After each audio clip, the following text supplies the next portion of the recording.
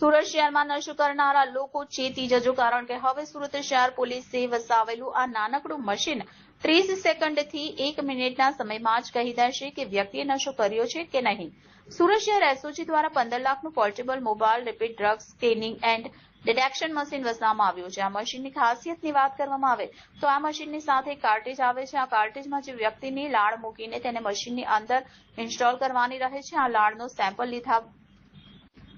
બદલ તાત્કાલિક જ મશીન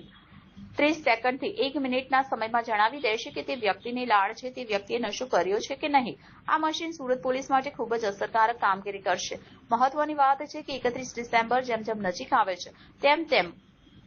રેવ પાર્ટીઓ કે પછી અલગ અલગ જગ્યા પર ફાર્મમાં થતી પાર્ટીઓની સંખ્યા વધતી હોય છે અને ઘણી જગ્યાઓ પર તો ડ્રગ્સની સાથે દારૂની મહેફિલો પણ થતી હોય છે. ત્યારે આવી જ પાર્ટીઓ સામે કાર્યવાહી કરવા માટે સુરત શહેર એસઓજી દ્વારા 31ના 28 દિવસ પહેલા જ કામગીરી શરૂ કરી દેવામાં આવી છે.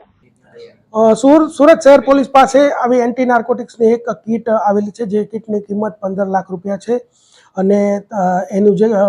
કાર્યવાહી જે છે એ રીતે કરવામાં આવશે કે જે 25 ડિસેમ્બરથી લઈને 31 સુધી જે ફાર્મ હાઉસોમાં વિવિધ જગ્યાઓએ ખાનગી જગ્યાઓ પાર્ટીઓ ચાલતી હોય છે અને ત્યાં એમડી અને વિવિધ ડ્રગ્સનું સેવન થતું હોય છે, રેવ પાર્ટીઓ ચાલતી હોય છે, તો અત્યારથી જ અમારા હ્યુમન રિસોર્સિસ એ બાબતે કામમાં લાગી ગયા છે અને 25 થી 31 દરમિયાન તો ખૂબ ક્લોઝ વોચ રાખવામાં આવશે અને અમારી ખાનગી ટીમો ફરતી રહેશે અને ડ્રોનનો પણ ઉપયોગ કરવામાં આવશે અને જો આવી કોઈ રેવ પાર્ટીઓ થતી હશે તો એના ઉપર કાર્યવાહી કરવામાં આવશે અને આ કીટ સાથે લઈ જવામાં આવશે અને ત્યાં જ એમનું